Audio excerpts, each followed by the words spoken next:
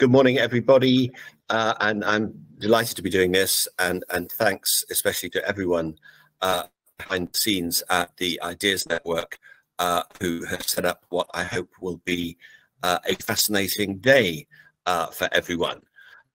We've got two important, hugely topical issues to discuss today. The first this morning will be climate change, as Frank has said, and the second later on covering the collective security of Europe. Both of them are absolutely central to not just the present but our future. And my main message, which I think is not controversial, is that these are classic issues that we have to tackle collectively, that on a European-wide basis. So let me take them in turn. I'll start with the geopolitical situation and then move on to climate change, because that will lead into the discussions with people who have more specialist expertise in the field than I do. Clearly, we've entered a new era of geopolitics following Russia's illegal invasion of Ukraine. The whole multilateral order is under threat, and Europe urgently needs to consider its own future security. Otherwise, we will fall under autocratic hegemony. Not obviously just Russia. I'll come on to China in a minute. And one of the significant positive changes that has happened with the appalling events in Ukraine has been the widening and strengthening of NATO. Obviously Finland and Sweden applied for membership. Finland, as you will know, has already become a full member, and I hope Sweden will follow them fairly soon. And this must be the exact opposite of what Putin hoped, in that the initial response to the invasion has been a strengthening of NATO on his border, and in particular, don't underestimate Finland's military capacity. It's quite a significant increase in NATO's collective military capacity. But looking at all of this from a specifically UK perspective, I think also here there are signs of hope under the Rishi Sunak administration. It was inevitable post-Brexit, perhaps, that there would be a rocky period in relations, but I think the reset that Rishi Sunak is determined to make is beginning to bear fruit, and I hope that friends and colleagues across Europe will note that the mood in Britain and the mode of Britain's engagement with the EU and its member states will change.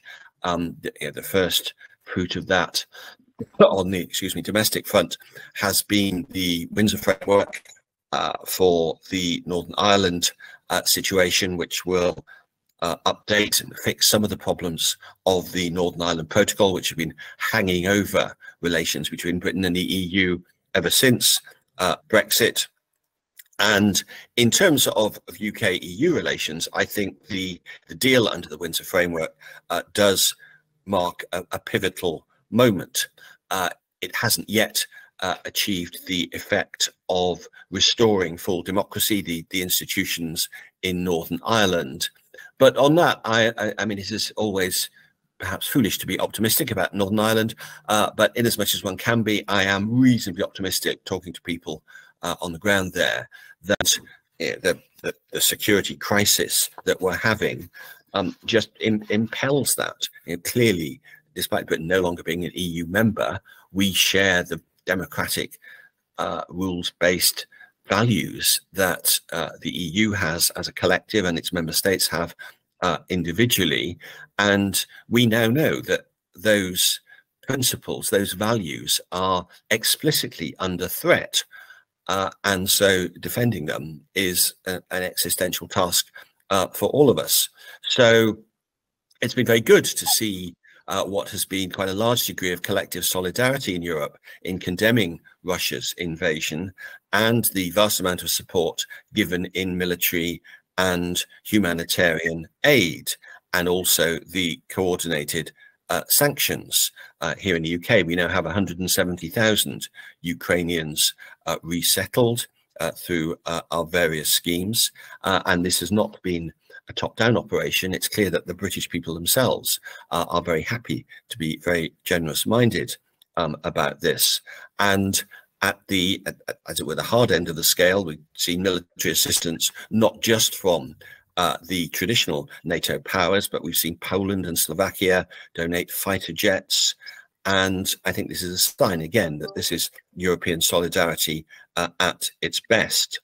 But of course, while the response to Russia has been good, then if you like, the bigger long-term threat is clearly from China. And candidly, we are more divided on that.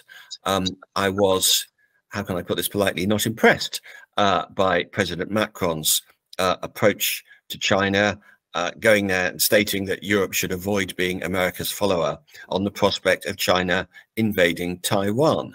I can't think of a less helpful message to send, both in terms, if you like, of the substance, but also because fairly clearly indicating that Western democracies are divided. And I was pleased that European Union officials followed this up, calling for a new joint approach towards dealing with China. It seems clear to me that China poses a systemic challenge to our values and interests, and it's a worldwide challenge to which they are devoting the efforts that their increasingly powerful economy allows them to do. And I think this is an issue on which Europe needs to stay united intellectually and practically, and also stay united with other democracies around the world. This is the big challenge of the 21st century. In a sense, Russia into Ukraine is a hugely important and hugely dreadful event, but it's a sideshow to the the global fight for hegemony with China and the group of autocracies and dictatorships which it is assembling around it on a worldwide basis. So, as I say, I'm positive about our response to Ukraine. I'm positive about UK-EU relations, but the threat of China is the big one,